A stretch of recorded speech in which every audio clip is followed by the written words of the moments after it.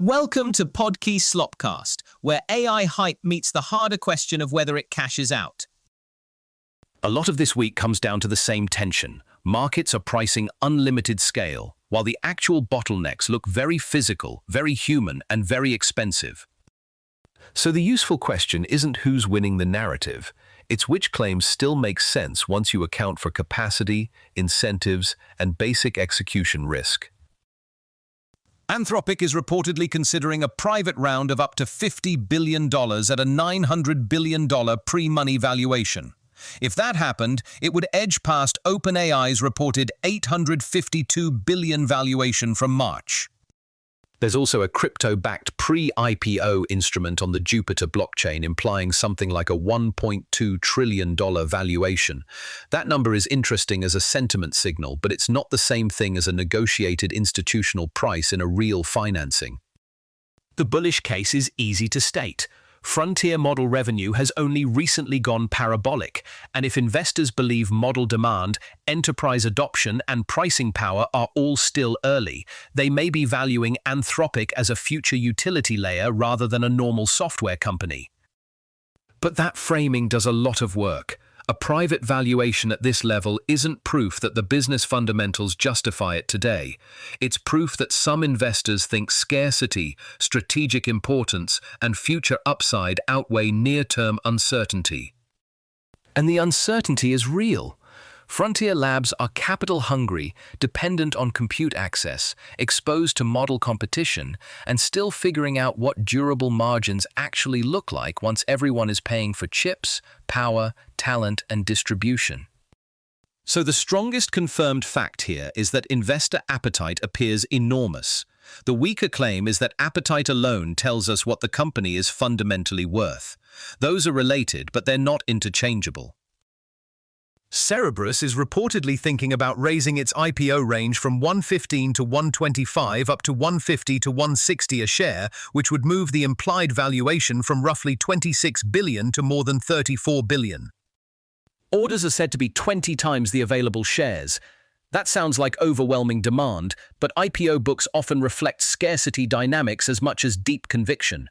If supply is tight, investors overorder because they expect to get scaled back. The warning from analysts, including Nvidia's team, is that the stock may be overhyped and that the business faces scaling risks. That's a useful caution because demand for the deal and quality of the underlying company are not the same variable. The pressure test is simple. Is the market paying for current economics or for strategic positioning in an AI stack where people are terrified of missing the next key supplier? In overheated sectors, that distinction matters a lot. None of this means the IPO is doomed. It means the upside story is being priced very aggressively before public markets have had much time to test execution, margins, and customer concentration under normal conditions. TSMC reported annualized sales growth of 17.5%, its slowest in 6 months and roughly half of analyst forecasts. The immediate read is that advanced AI fab capacity may be hitting saturation, at least relative to the market's expectations. That's important because a lot of AI optimism quietly assumes compute supply will keep expanding fast enough to support every bullish forecast at once. If the bottleneck is fabs, then software narratives run into manufacturing reality. The diversification moves fit that interpretation. Apple is reportedly discussing a preliminary chip-making agreement with Intel, and Intel-Nvidia collaboration is increasing. Even if those moves stay limited, they signal discomfort with relying too heavily on a single foundry.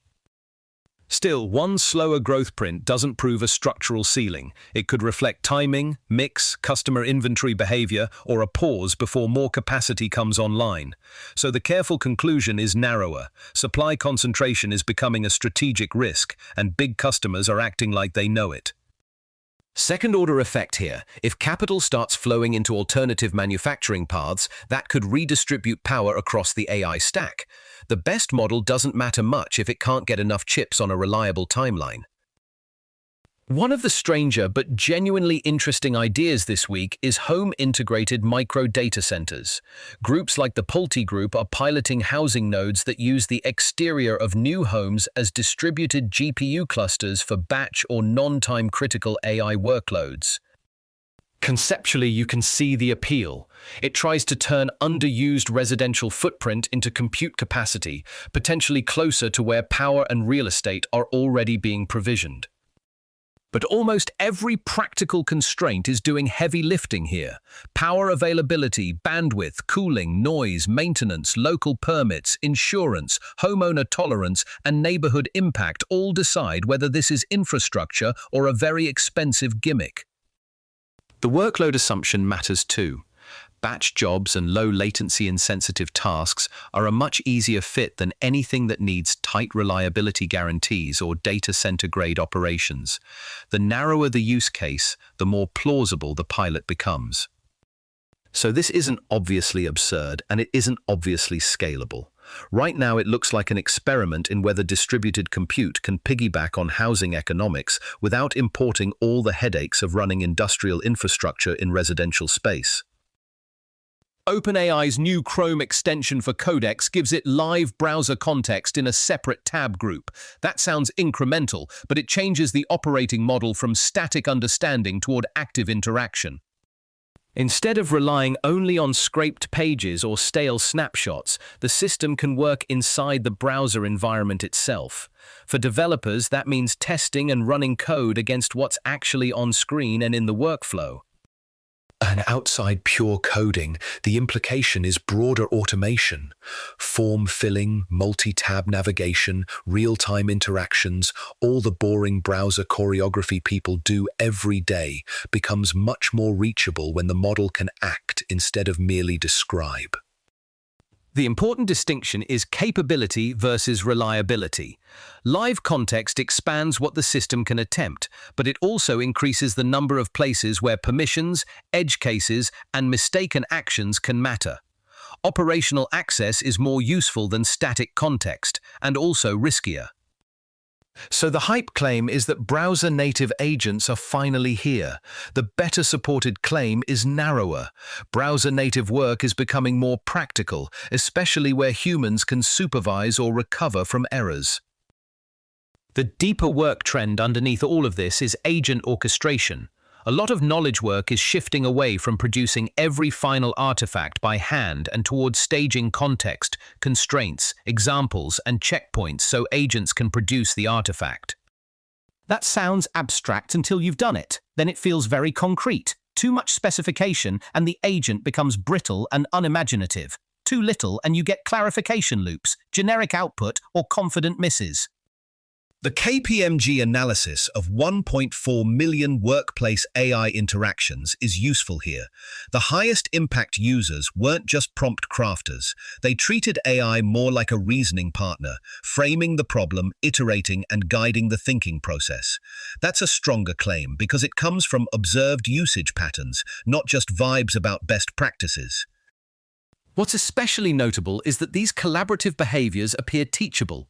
If true, that shifts the conversation from individual prompting talent to organizational process design. Training people to scaffold better may matter more than chasing the perfect model demo. The calibration tactics are almost product designed for human intent. Mixed doneness states, status badges, tabs, expandable sections, progressive constraints. In plain English, you give the agent room to move without letting it outrun the workflow.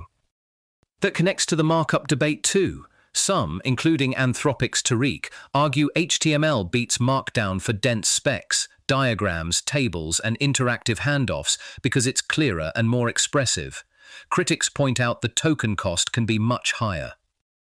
This one doesn't need a grand ideological winner. If the artifact is long-lived, interactive, and structurally complex, HTML's overhead may be worth it. If the job is lightweight, editable, and cost-sensitive, Markdown still makes plenty of sense. The hybrid view is just better supported by the trade-offs we actually know. That's the thread this week on Podkey Slopcast. The biggest stories in AI keep landing on the same question of what scales in theory versus what survives contact with reality. More next time. This episode was generated by Podkey. Create your own at podkey.fm.